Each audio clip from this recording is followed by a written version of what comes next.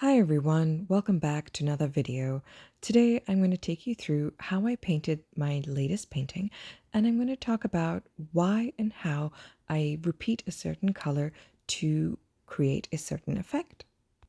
My base layer to tint the background with burnt sienna is still very fresh. It's still a little bit wet, and I wanted it that way because I want to mesh the burnt sienna with the painting that I'm going to paint on top. And depending on how much of the burnt sienna I want to show through and how much I want to mix with the paint that I'll be adding, I choose whether or not I want thicker or thinner paint and how much medium I add to the painting. And for this painting, I wanted a lot of the work to be very thin, almost transparent, so you can see the burnt sienna coming through at places.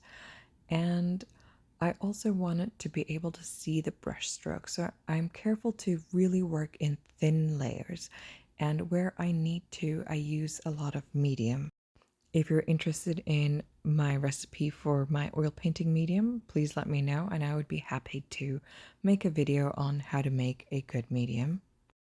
But we're going back to the painting, and as I mentioned, repetition is a really important part of my painting process, and I like to repeat key colors over and over. And this time, for this painting in particular, I'm really focusing on burnt sienna, and I'm really using a lot of that, not just in the skin tones, but also in the background. Black can be a tricky color to use when you're painting because it's just a really flat color. It doesn't bounce color off the way other colors do. And so what happens is any expensive black can look very one-dimensional and it just really reads very flat. So that's another reason I wanted to work with a rather somewhat wet background with burnt sienna in there. The blacks that I'm using, I'm working in thin layers and I'm washing over the background of burnt sienna, but I'm also letting some of it peek through, and the black itself has some burnt sienna added into it just to keep it from being warm, and it also warms up the black a little bit. And I want that because I'm using a lot of cool colors on the black of the suit that the man will be wearing, and it just really plays off nicely with the warm and the cool tones next to each other. As you can see, I'm working on the entire canvas as a whole.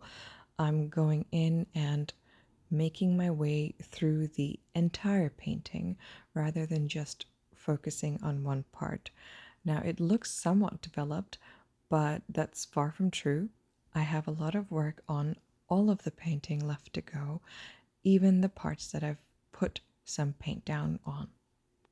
This way, I feel like the painting is coming together, but that I don't really make individual choices that will stand out too much. Especially because I'm going for something of a almost like a monochromatic base color of this painting, which is burnt sienna. I'm focusing on creating this sense of visual harmony through repetition. So I don't want to focus on one part and then have it go all wrong by doing something different elsewhere.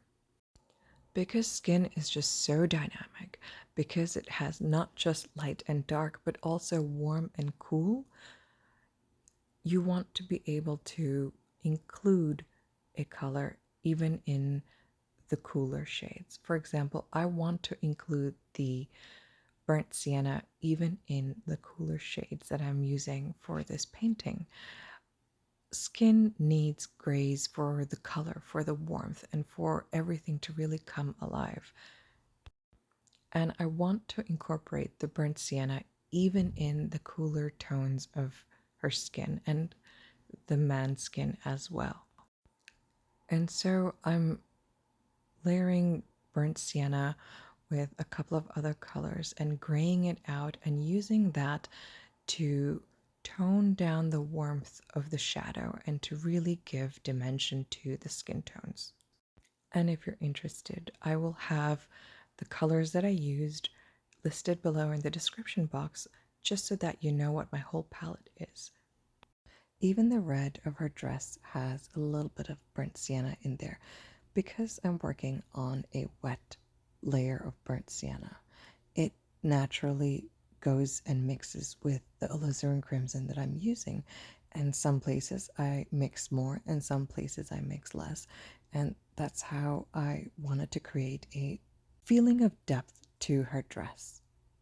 This way, even the red has just the slightest hint of burnt sienna, and I feel that just ties the whole palette together. I am just working on the darks right now, and grays are much more interesting than just white and black, and mixing your own grays is a lot of fun. I really like mixing my own grays. I don't like to really work with grays from a tube. I mean, sometimes I do use Payne's gray, but for this painting, to create those delicious grays, I like to use a mix of burnt sienna, King's blue, and Mars black. And depending on the temperature and depending on what it is I was highlighting and how dark I wanted something, I changed the formulation just with those three colors alone of all the grays that I used in this painting. Because there's a lot of black in this painting, I wanted some of the figure and some of the clothing to really show the burnt sienna layer underneath. I felt like it just had much more of a compelling take to show some transparency there. So I used a lot of medium to create thin layers and didn't bother to cover up all the underpainting. And I really encourage people when they're painting to look at their base layers or their underpainting as not something that needs to be covered up in its totality, but as part of the painting. And it really becomes a fun exercise into seeing how you can incorporate the background into the final painting that you have.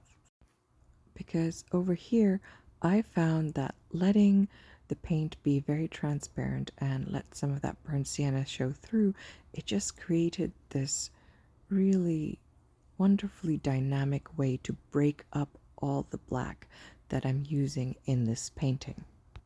Every once in a while, when I want to soften and blur the edges between two things in this painting, I go in and I soften the edges with just a little bit of burnt sienna and sometimes a mix of burnt sienna with other colors, just to really incorporate that color again throughout the painting. Of course, the trick is to not overdo it either, otherwise you're just left with a blob of the same mess. And so it takes a lot of work, but sometimes you want to incorporate less and sometimes you want to incorporate more. But you can repeat a color and create a cohesive feel to a painting just by repetition.